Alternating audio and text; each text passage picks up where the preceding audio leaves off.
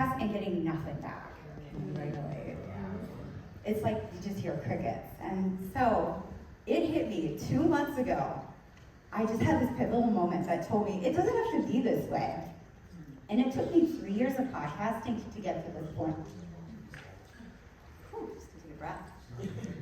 It took me 3 years of podcasting to get to that point.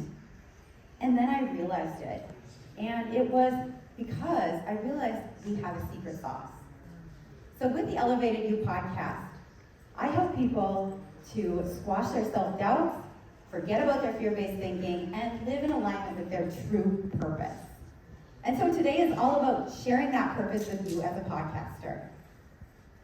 And so there's a secret sauce out there. And it was like I was building this cake, I was baking this cake, and I was missing this ingredient, this flour, this something.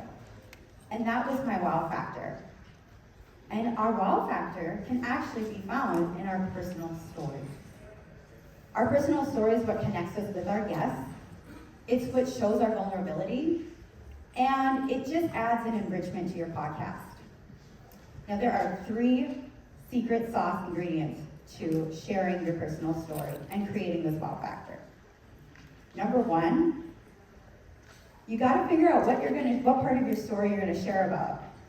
And this can be really hard because sometimes it's something you don't know, and sometimes it might be something you're scared to share.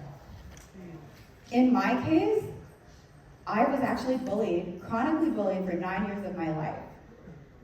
And I realized this is gonna be my wow factor. And when I realized that, I was like, I don't wanna bring this up, I hate this part of my life. But it's something about it kept calling me there. And so I had the courage to share about it.